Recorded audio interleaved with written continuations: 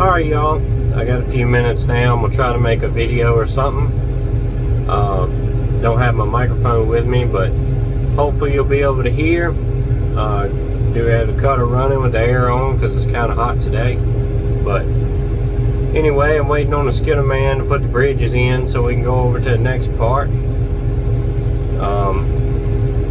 First thing, I've added this to my EDC. It's a 4-inch Carlisle brand, which is sold at Napa. And I'm not sure how far it opens up. It's got a 1/2-inch mark there and goes right much past that. I'd say probably up to about 9/16 or something. But I've used it a little bit so far. I've only had it a couple days, but pretty handy little thing, and it's also pretty light. I keep it in my pocket, which I don't really mind having, you know, stuff in my pocket. Some people that's an issue, but for me it ain't. Anyway, like I said before, I don't want to beat a dead horse, but been really busy and everything like that. Starting to get caught up. I had to bush hog some of my pasture the other day. I still need to run the drag over it and break up the cow patties and you know, where I bush hog the tops of the grass and kind of spread the seed out more, if you will, and run the aerator over it again. So far I've found with what we've done with the aerating on the, you know, pasture lots and stuff, the ones that have been aerated are a lot greener and seem to be growing better than the one that hasn't been. So I need to do that.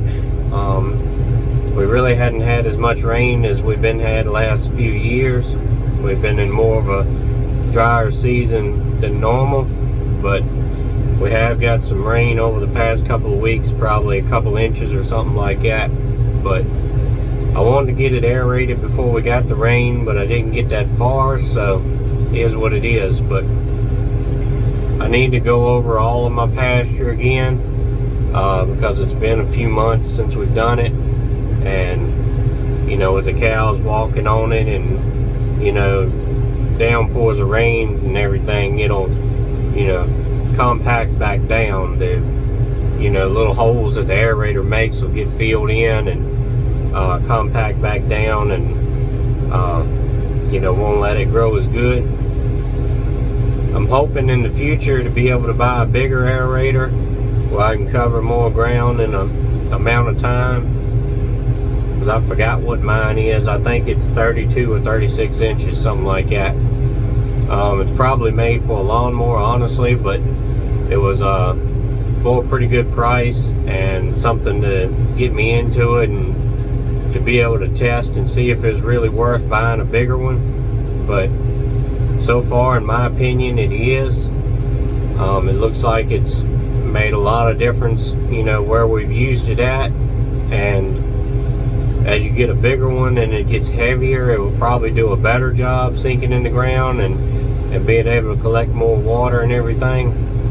So it looks like to me that it'd be a pretty good investment, something you can use all the time, versus buying fertilizer, you know, every year and stuff. You know, time you pay for fertilizer for 1 year, you'd be done bought the aerator and you'll, you know, be able to use it probably 10 years or so. They're a pretty simple design.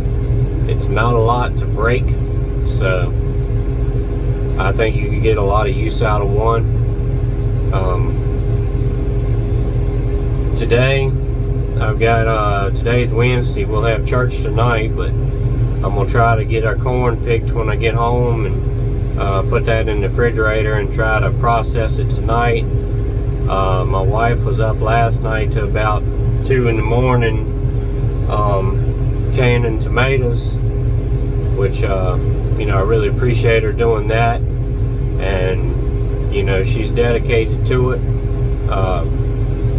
You know, all all of us, the whole family, is living the homestead lifestyle, and that is, homesteading is a lifestyle. It would be very difficult for one person to do it. It definitely needs to be a group effort, where a lot of times in prepping, you'll have one person, that's into it and doing it, and then maybe for whatever reason the spouse ain't on board. Where homesteading really is a way of life for the whole family, in my opinion. Of course, there's probably some that maybe only one person's into it, but to really do homesteading on a larger scale, it has to be everybody. Like I said before, I'm not a patient person, and if I'm gonna do something, I want to do it. We're looking into all kind of new things to be doing to increase the homesteading and increase the preparedness level that goes with it. My big goal next year, I think my father-in-law's got about 5 acres that he's got a lot of fields that we usually cut for hay, or if they don't make hay, a lot of times they're just a bunch of weeds and stuff, so they get bush hogged. So it's a lot of fields that a lot of times they don't really amount to much for hay, so they just get bush hogged anyway. And he's talking about letting me raise corn on it, so I'm hoping to be able to raise about 5 acres of field corn next year to be able to make our animal feed. Been trying to look up things on YouTube and online of different feed grinders or meals or whatever you want to call them, to find out what I'm gonna need, if I'm gonna get one that goes to the PTO of the tractor or an electric one or whatever. Trying to figure out prices and different avenues to go with that, because that's one thing that's really holding our homestead back is animal care, feed, and things like that. Granted, if you have full-blown collapse, you might not have the fuel or the engines or whatever to do the work, and like I said, pulling the grinder and everything. But while everything is up, I want to be producing my own. Like I said, the reason for preparing for prepping and homesteading is to be self-sufficient. And as long as I have to buy feed from somewhere else, I'm not self-sufficient.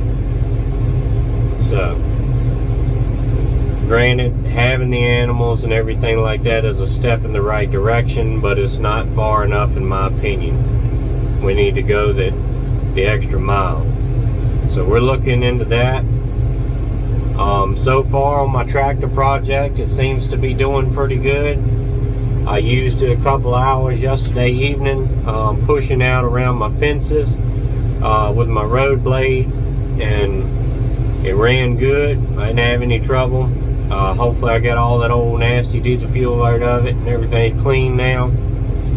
We've ordered the 2 tires to go on the back because they're in real bad shape.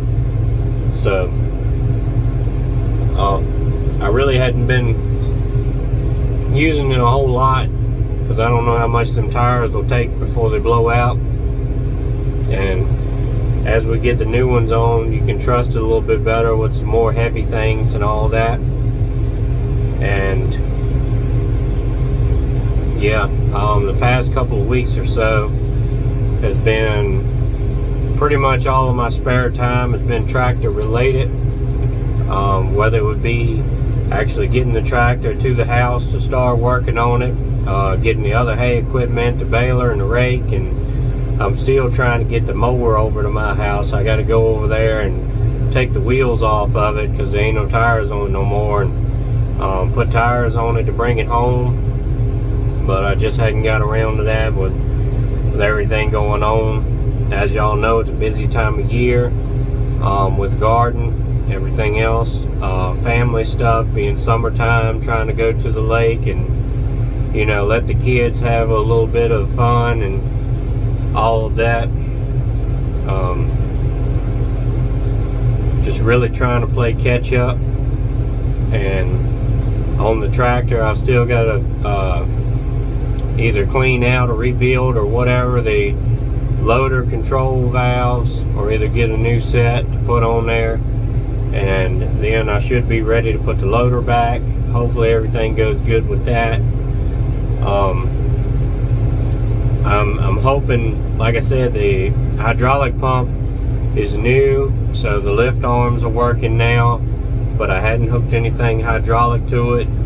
I'm hoping everything will still work like it's supposed to. It should. I don't really see any reason why it wouldn't, but I'm always a skeptical kind of person like that. Usually Murphy's Law is law. Whatever can go wrong usually does. So I don't like to count my chickens before they hatch, as the expression goes. But anyway, getting the loader on is a goal. Getting the corn set up for next year is a goal. Getting all the hay equipment fixed and went through and everything, because they've been sitting about 6-7 years out in the weather. So you got rust and, you know, old bearings probably seized up and have to replace them, and the cutting blades on the mower, and I know the baler needs pickup teeth put in it. So plenty of projects. It'd be nice to have a big shop that I could pull them in the wintertime when you can't really do much else, and, you know, throw a couple logs in the fire and work on it. But at this moment I don't have that option. So anyway, it is what it is. And, you know, I can still work on it in the wintertime. I probably will, because basically I get accustomed to the weather. I don't like it cold, but I can deal with it after I get used to it for a couple of weeks or something like that. And I mean, I just more or less used to it. My whole life I've been doing things outdoors and working and logging and everything. You know, you have to get out in the hot and get out in the cold, and all these things like that. So you just get used to it, and you just toughen up, I reckon. Man up, as the saying goes. So anyway, we'll see how all that goes. And don't really remember if I have anything else I want to cover or not at the moment, but anyway, just kind of giving you some updates. One thing I do want to do is get back to making more regular videos. Try to have at least one a week and all of that. But like I said, as busy as we've been, I really hadn't took time to film a lot of things. It's just kind of, you know, run and gun and get it done type of things. But one video I do have in mind that I want to make is a more or less a comparison video between my two tractors now, and kind of, if you're looking at a tractor for a small farm or homestead type of thing, what you might be better served with, some different things like that maybe. Hopefully that'll be something that y'all are interested in. I used to do a lot of you know, regular preparedness type videos, and I really hadn't had a chance to do that because really, like I said, we've been leaning heavy on the homestead.